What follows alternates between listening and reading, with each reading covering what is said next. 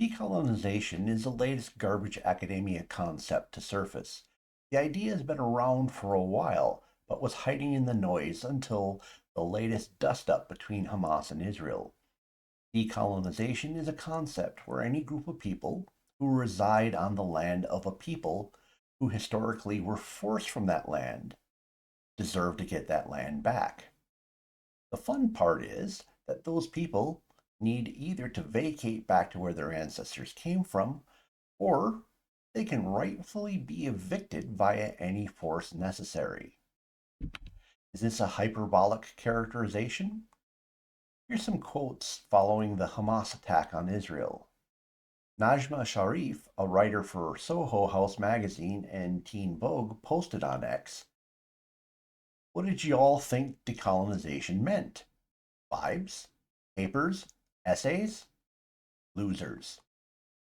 Shabbat Shalom, and may every colonizer fall everywhere," wrote Barnaby Rain, who received his PhD in history from Columbia and now teaches at the Brooklyn Institute for Social Research.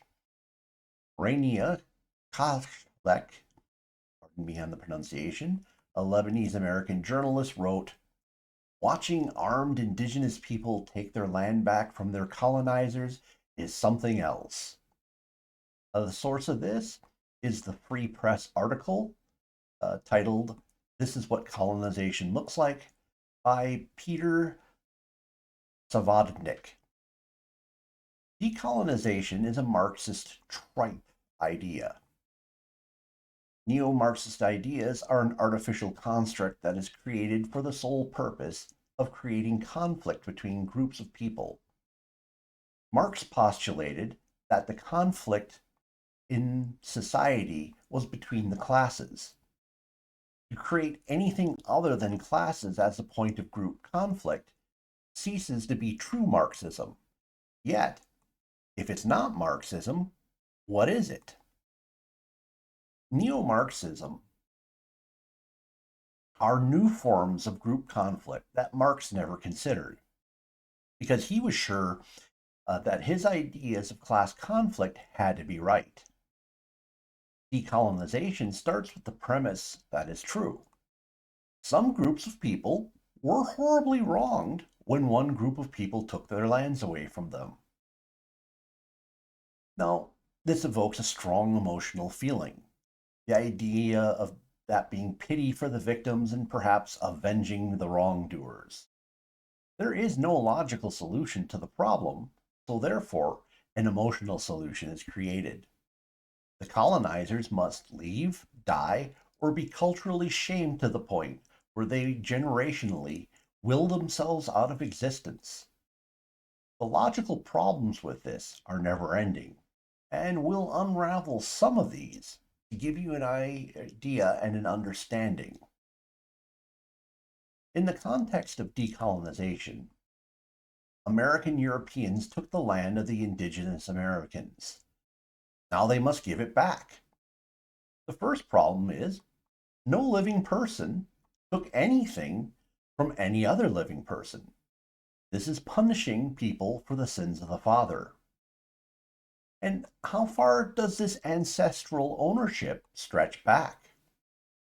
Should the Lakota be given the Black Hills region, which is attributed to them as ancestral land? However, it was only theirs since around 1785. The Lakota pushed out the Arikara, Mandan, and Hirasta groups, as well as the Cheyenne, to take these places. Prior to that, the Lakota lived in Wisconsin and Minnesota. And if we are to believe their oral histories, the Lakota were in the Ohio River Valley before that. Apparently, we don't even know who they pushed out of Wisconsin and Minnesota. Do we cut off the claims arbitrarily at 1785 so that the Lakota can have the Black Hills? If so, well, that validates a large majority of the occupation of the East Coast of North America by Europeans. What percentage Lakota does one need to be in order to either be or not be a colonizer? If a person is 50% Lakota and 50% European stock, do they get to stay or go? If they are 49% one and 51% the other, has the line been crossed? If they are seriously talking about depopulating the continent, this is a question that must be answered. But it gets far worse. Asians are not native to America. They must go as well. Black Americans are not natives. They too must go. Many Latin Americans are of mixed heritage, but clearly few to none of them have ancestry with Native Americans north of the Rio Grande. Most of the illegal aliens must be deported if we follow this logic. Perhaps the proponents of this envision that all the indigenous people, regardless of which native nation they came from, will control the whole of the Americas collectively. How will the groups divide the most desired land from the less desired land? Well, I guess they'll fight it out amongst themselves like they did before the good old days, before Europeans showed up. What do we do with Mexico all the way down to Argentina? How Spanish do you have to be evicted? How indigenous do you have to be to stay? What about Europe? The British Isles need to be emptied of Arabs, Indians, and East Asians and Caribbean islanders. France needs to be purged of its Arab population. The Turks need to leave Germany. Odd that we aren't hearing about the decolonizers complaining about the colonizing people of color and the poor European victims who have been colonizing. I doubt most proponents of decolonization have thought it through this far. However, the people who conceived it think multi-generational Europeans probably need to leave their ancestral European nations as well. Should we talk about Africa, perhaps? From 630 to 750 AD, the Arab Caliphate swept across northern Africa, displacing the populations that had been there for centuries, if not millennia. Do the Arab supermajorities that live there now have to go back to the Arabian Peninsula? But real decolonization, the flashpoint at this time is, of course, Israel and with Palestine.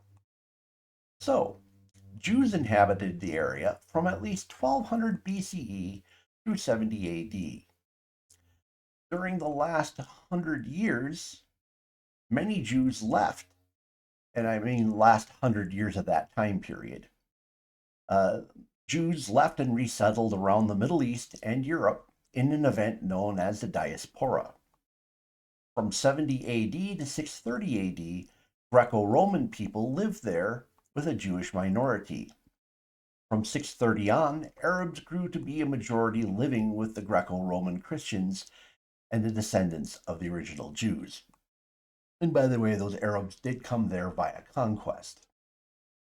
From 1810 to 1930, European Jews, descendants of the Diaspora, purchased land from rich Arab landlords and settled with the blessing of the Ottoman Empire, which at that time ruled the area. From 1919 to 1948, European Jews, descendants of the Diaspora, purchased land and settled with, on and off, the blessing of the British Empire, which at that time ruled the area. In 1948, the Palestinian Civil War morphed into the First Arab-Israeli War. Many Palestinian Arabs fled, and nearly an equal number were pushed out. Jews living across the Middle East, descendants of the Diaspora, were evicted from their countries, and many came to Israel to settle. The descendants of the Jews who never left the area are still there.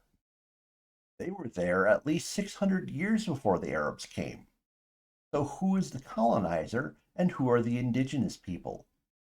The next round of Jews to show up were European Jews who were descendants of the people who originally lived in Israel.